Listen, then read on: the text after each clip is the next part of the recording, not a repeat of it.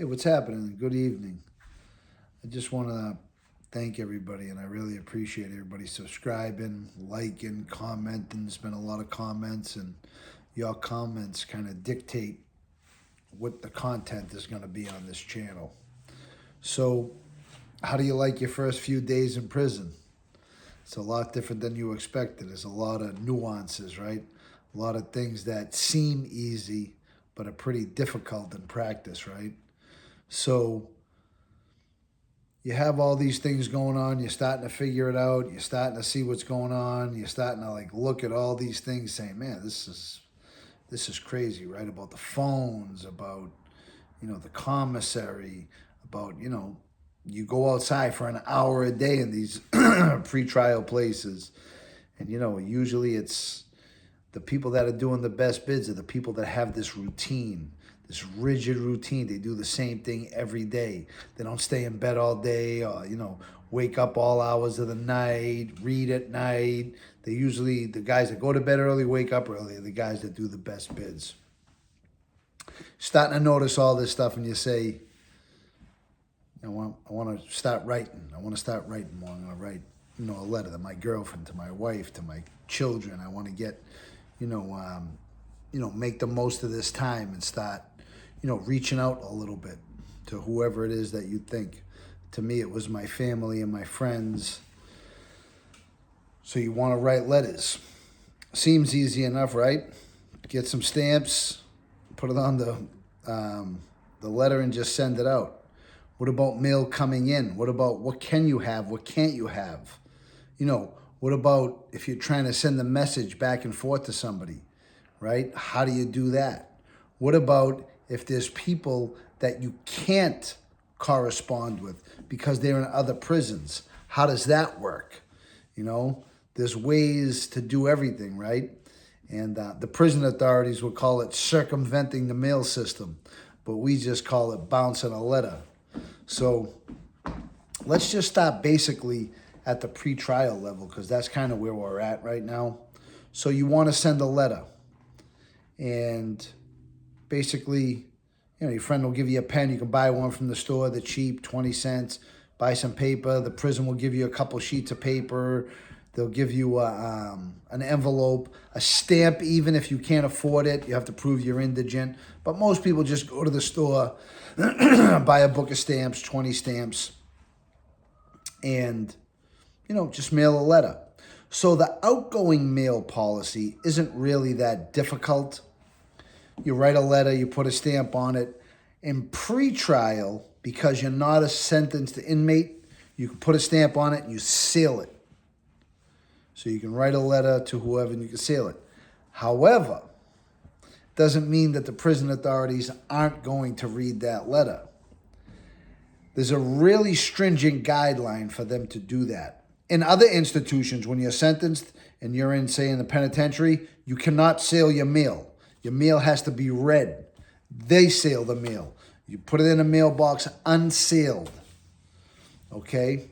Yes, that's a fact. However, at the pretrial level, because you're a pretrial detainee and you're not a sentenced prisoner yet, you can seal your mail. Now, if the prison authorities believe that you're plotting an escape, you're trying to get contraband into the institution, they can open your mail and read it. And they'll put it in another, if it's harmless, they'll put it in another envelope, seal it, and send it off, right? You're not going to see what it looks like. Only your people are going to see it. If they're hip that it's not your right, and whatever the case may be, is they can send the envelope back to you. I had a situation like that arise in Fort Dix with my lawyer. I was sending legal mail out, and they were opening my legal mail and reading it. I ended up winning that grievance issue. And the relief was they told me they were going to retrain the staff at Fort Dix on how to handle legal mail. It was a little satisfaction while I was in the hole, but nothing really happened. So outgoing mail policies in pretrial, basic. You can write a letter, you can write whatever you want and send it out.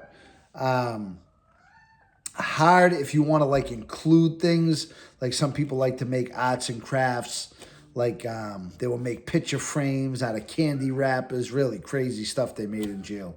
And we'll talk about that at some point too.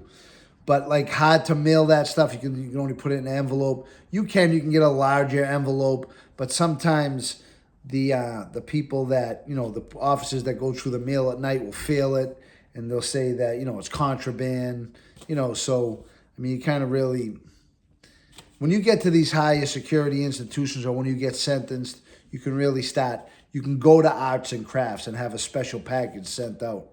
So, but at this level, you're really just sending out mail. Where it gets trickier is the incoming mail, okay? So, you're going back and forth with your people. You're writing a letter maybe. Maybe you're on the street. Maybe your people are on the street. You're in pretrial. You're telling them, hey, listen, there's money over here. All right, you can get away with that. But now on the letter coming in to you, all those letters are read. And being that you're on pretrial detention at this point in time, the feds are very active in your case. So sometimes they'll have specific instructions what to look for with the prison officials at the pretrial institution. They'll say like, hey, see if he's trying to just make sure you're thorough, put this aside, I'll put it aside, and the feds will actually read it themselves, the incoming mail. Sometimes it might take you a week to get your stuff, to get your mail. While I was at Wyatt, you could get, Playboy, Hustler, all those type of magazines. And, in the feds, you couldn't at that time because they had passed some sort of crazy law that really wasn't even a law. It was just a way to circumvent the mail system on their end. But they ended up stopping all that type of, what they said was pornography. So magazines you can get, right? People can send you magazines. However, at the pretrial level, people could just put magazines. I think you could get 3 at a time and just buy magazines at the store, throw them in an envelope, and you could get them. However, at when the feds, it have to come straight from the publisher. So you can get a subscription, and when the subscription comes, that's fine. You're going to get your mail, right? You really, the magazines for me, you could actually get them yourself, and they had these real discount. You could get 4 or 5 subscriptions for really cheap money. They had somebody that, there's always somebody in the institution where their wife used to do that with the subscriptions because they had a way to get cheap subscriptions, and it was legal, and that was kind of like their hustle, and they did that. So the magazines were always easy. There's always a million magazines floating around, There's always, Popular Mechanics, the Wall Street Journal magazine. There's, whatever you wanted, you could get. Hot rods, bike magazines. We had a problem with the bike magazines there for a while because Easy Rider, they would show naked breasts, and the feds wouldn't let that in just because it had a naked breast. It got so crazy with that. But, they can do whatever they want, because it's their house. So what happens is I was on a crusade with the officials in Fort Dix because they would censor anything that said Hell's Angels on it. Anywhere else in the system, you could get Christmas cards that said Hell's Angels and guys sending you stuff. So what would happen is when something that the mailroom found objectionable, they would give you this. This is an actual rejection of mail. And I think this was for a padded card. They would reject something for any reason or no reason at all. But that's what a mail rejection, a notice of rejection looks like. There's a few different ones with magazines, letters. In this one, this was something that I had fought them, and they said that it was gang-related material. And I had fought them so hard, and I reached out to every charter of Hell's Angels across the world, and I had their lawyer send letters to the institution saying that this was trademarked material and that if this stuff was being rejected, it had to, and not sent to the addressee, it had to immediately be sent back because there was a corporate trademark. And I gave them hell over it, and I fought them tooth and nail over it, and I ended up getting transferred out of there under investigation for some other. I think our investigation at Fort Dix, a bunch of us Boston guys, was for heroin, cell phones, steroids, and gambling. And, me fighting them on the mail was definitely a contributing factor. Let's say that for sure. I had a lot of problems at that institution. And mail was probably the biggest one, the issue that I did have. So as you move into these, away from these pretrial places and you get sentenced, like I said, so if you want to send a letter out at a medium or a high security institution, a penitentiary or an FCI, you have to leave your envelope open. So you'll write your letter, not seal it, and just, fold it, fold the flap of the envelope inside so it's still open. The officer can read it, and at night they put a little wet sponge on it, they'll seal it, and they'll send it off. Now, were the cops crazy about inspecting the mail? It really depends, you know what I'm saying? If the investigators of the prison had you under investigation for certain things, all your mail got scrutinized. Our mail at Fort Dix got scrutinized. They ended up transferring my friend Stevie Capichetti as a result of it, giving him a shot for it because we were going back and forth. We ran a gambling ticket in Fort Dix, and we had all our money, all the stamps. Stamps was money. We'll get to that. I know that sounds crazy. But all our money was buried in Tide boxes in different people's houses, and different people's units. So I was going back and forth with him. Where's this? Where's that? And they ended up, because it was in a low, and we were sealing our mail. Because remember, in a penitentiary and a medium, it's unsealed. But when you get to a low security institution, like a low and then the next level down is a camp, it's a minimum, you can seal your mail. And you think you're sealing it like, yeah, all right, we're sealing the mail. But when you're under investigation, they read all your mail. So that's the outgoing mail. The ingoing mail, they always open it. Every institution opens your mail. And how hard they read it really depends on what's going on in your prison life.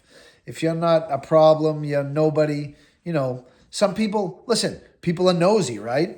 So these cops, sometimes they're bored. Sometimes they want to, read your mail. And they might just do that. So now sending, say, like legal work out. You could send your legal work out. You would have to go down the mailroom, get it weighed, and put the appropriate postage on it. So it basically ran just like a post office. You would go down there. They would have an open house. You would have them weigh it. You couldn't get anything from mail call except 20 pictures, letters, and magazines. That's it. You couldn't, in the feds, they don't have none of that, mailing in sneakers, mailing in sheets. You hear people in the state talk about mailing in underwear. You can't mail nothing. You have to get everything from the store. The only thing you can have mailed in the feds from your people is money orders. You can get money orders, but they go to a centralized location in Iowa, and that started about 10, 15 years ago. Cards, greeting cards, pictures, you can get all that. Now, pictures, if they can be rejected if there's too many of them, number one, if they depict violence, depict sexual acts, and that's basically at the determination of the prison officials. You can get magazines, of course, magazines that, like they were denying like High Times magazines at one point in time because they said it, engineered drug abuse or, it advocated drug abuse. Like I said, the biker magazines, Easy Rider, because it showed nudity, couldn't have it. They would give you a rejection notice. You could fight it. Most people didn't. I used to all the time. So then letters, you can get letters from your people. You could get, people can like download, print your Facebook account, send you your Facebook account. You could physically write, what you wanted to people to respond or whatever, and you could send that out and they could do. You could have a third party operating your Facebook account. Sometimes they gave people a hard time about that because they thought, they were kind of doing it firsthand and not secondhand. What else with the mail? There's rules and regulations to the mail. You can read them. There's guidelines. They're codified in law. So you have a set of rules that you could read, 30, 40 pages. I just want to show you this file that I had. This is when I fought Fort Dix for all that Hell's Angel material. It's a huge file, and this is probably just a small part of it, but it's something that I dug out, and I have, I fought them. I fought them at on many fronts, and that was just one of them.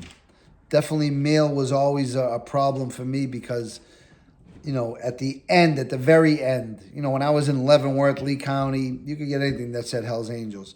Then they, they started cracking down on this, gang, material and stuff like that to try to say it was gang material.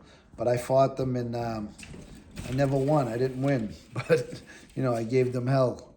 That was it. So that's it for mail in prison. Keep liking the stuff. Keep commenting. Let's go back and forth. Let's figure out what you wanna know next. You got about a week in prison. You got a long way to go. So let's figure it out. Like this stuff. Share this stuff. Subscribe to the channel and have your friends subscribe to the channel. And we just filmed again, so we got a new podcast coming out with me, Ian Bick's gone for 100 days doing some clandestine project. Me, Jake Scally, Bobby Lucas, and that degenerate sidekick of mine, Bean Shooter.